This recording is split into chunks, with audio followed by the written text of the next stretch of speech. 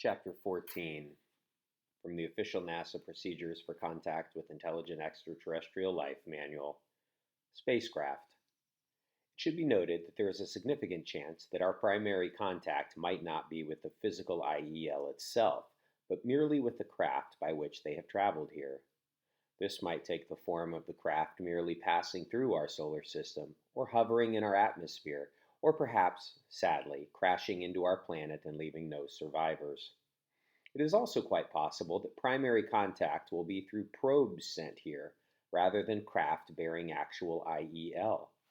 Once again, given our limited knowledge of the universe, there are most likely an infinite variety of possible craft that could appear. Whatever the case, the craft should be assessed carefully. DEXA will send engineering and military specialists for this exact purpose. Wait for them to get to the scene. They will be there as soon as humanly possible. Do not approach the craft or engage it in any way until DEXA has formulated a plan for this. Illegal entry. Lunar day 252, T-minus 16 hours to evacuation. I got the message from Nina shortly before dinner time. Diversionary tactics underway. Locking mechanism dismantled. Initiate procedures immediately. Which I figured was Nina speak for I'm distracting Chang, his door's open, go break into his room. I was helping my parents pack up their experiments in the science pod at the time. I was no longer allowed to help Dr. Goldstein since I had swiped excrement from the greenhouse and used it on the Schobergs, even though most of the other Moonies were secretly thrilled I had done this. Kira was helping with Dr. Iwanyi's experiments today. No one was keeping an eye on us, though. They all had 100 other things to do, so all I had to do was say, "Kira, want to take a break?" "Sure," she said, trying to tamp down her enthusiasm. Kira loved going places that were supposed to be off limits to her. When I'd approached her with Nina's plan earlier, all I'd had to say to convince her to break into Chang's room with me was, "Hey, want to help me break into—" And she had exclaimed, "Yes!" before I'd even said where, let alone launched into an explanation of why we were doing it. Kira set down the equipment she was packing and we hurried through the base. I knew our mission was taking place much later than Nina had hoped. A lot of unexpected things had happened to me that day. Thankfully, Nina hadn't come looking for me yet. She'd had her hands full as well. In addition to her standard duties of running the moon base and overseeing the evacuation, she now had to deal with the Schoberg excrement incident. Lars had already been furious about not getting first dibs on an evacuation rocket, and when he learned that his children had been smeared with space poop, he went nuclear. He had raged so violently that I thought he might collapse from a heart attack, negating the whole point of investigating his attempted murder. He had been particularly enraged at me, because his wife and children all claimed that Patton and Lily had merely been minding their own business in the rec room when I had entered and attacked them out of the blue.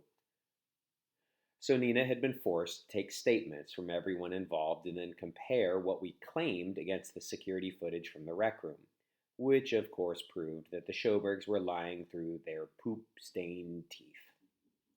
This reinforced Nina's insistence that the Schobergs didn't deserve any priority for seats on the rockets home, which only angered Lars Schoberg even more.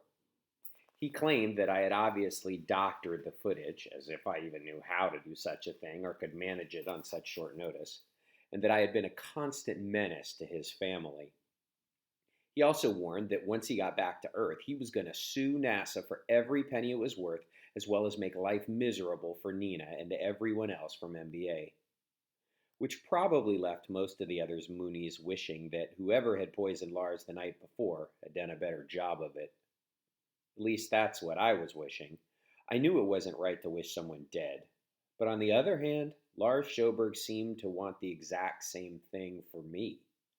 Eventually, he stopped shouting at Nina and me and retired to his residence, but he continued to rage in there for a long time afterward.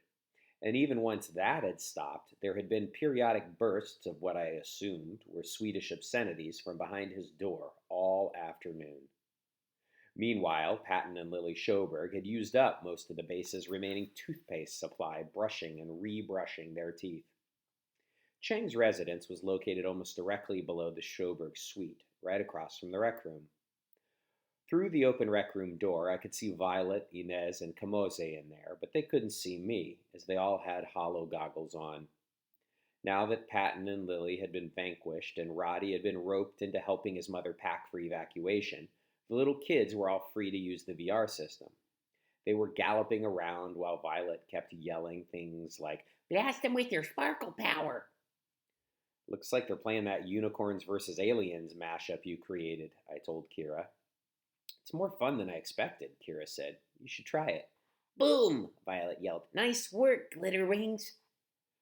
Kira and I waited while Dr. Balnikov carried some equipment past and Dr. Marquez wandered by aimlessly before the coast was clear. Then we tried Chang's door. As Nina promised, it wasn't locked. Now, normally all our doors had electronic locks that could only be opened by the people who lived in those rooms. But Chang's clicked open when I turned the knob. We quickly slipped inside. "How do you think Nina managed that?" I asked, keeping my voice down. "Well, she must have the ability to override any lock in the base," Kira said confidently. "Makes sense that the moon base commander would be able to do that." "So Nina could come into our rooms anytime she wants?" "Maybe. I wouldn't get too worked up about it. After tomorrow, it's not going to matter anymore." Kira and I cased the room. It didn't look like it would take long to search. To begin with, it was significantly smaller than our room, as it was designed for only one person. There was only a single sleep pod built into the far wall with a cheap chest of drawers, a slim screen table, and an inflatacube. There was no window. It was small, square, and drab, like living in a walk-in closet. It occurred to me that Chang didn't spend much time in his room, and now I knew why. If Chang had hidden evidence, there was almost no place to hide it. "I'll take the drawers," Kira said quickly before I could claim them myself. "You take everything else." She made a beeline for the spindly bureau. Since Chang wasn't evacuating the next day, he hadn't packed anything yet. Not that any of us had much to pack. I wandered over to his slim screen table. It was in sleep mode, the screensaver a rotating collage of photos. They were all of people who looked a great deal like Chang, so I figured they must be family. There were parents, grandparents, people about Chang's age who were probably siblings or cousins, and some nieces and nephews. A clarinet lay atop the table, one of the few personal items that Chang had brought. In addition to being a genius, Chang was also a gifted musician. Dad said he could play the piano too, but it was impossible to bring a piano into space, or even a keyboard. Really. Both were too big and too heavy, so the clarinet had come instead. Occasionally, Chang treated us to performances at night. I gingerly picked up the clarinet and shook it. Nothing rattled inside. I peered into the bell at the end and didn't see anything jammed up into it. "You should take that apart," Kira said. She had already gone through the first drawer of the bureau. "There's nothing in it." "Well, make sure. What do you think? Chang had a bunch of leftover cyanide, so he jammed it into his prized clarinet?" "Maybe."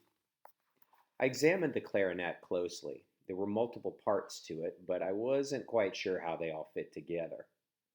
"If you want to take this apart, be my guest, but I'm not doing it. If I break this, Chang will kill me." "Ha, scaredy cat," Kira taunted. But I noticed that she didn't rush to touch the clarinet either. I set it back down and drew my fingers across the slim screen and got an enter password command. I had no idea what Chang's password would be, so I abandoned the slim screen altogether and checked out the sleep pod. Chang's pod looked exactly like mine. Same crummy, smelly sleep pad, same rumpled sheets. It was even the same size, despite the fact that Chang was much bigger than me. To him, it must have felt even more like a coffin than mine did. I lifted the pad and wrapped my knuckles on the area underneath it, trying to see if there was a hidden compartment. I would have considered this ridiculous if Kira and I hadn't found such a hidden compartment under Nina's pad a few weeks before. I didn't find anything, though. Kira said, like she'd just come across something interesting. I hurried over. "What is it?" "These were under his shorts." Kira held up a few pressed flowers. They were all small and pink. I recognized them immediately. They're from the pea plants in the greenhouse. Why would Chang have flowers in his drawers? Kira asked suspiciously. To remind him of Earth, I suggested, to have a little color in this crummy room. Then why are they hidden? Well, maybe he had them out when they were alive and then they started to die, so he pressed them and tucked them away. Well, whatever the case, it shows that he's been stealing things from the greenhouse, and that's where the apple seeds were.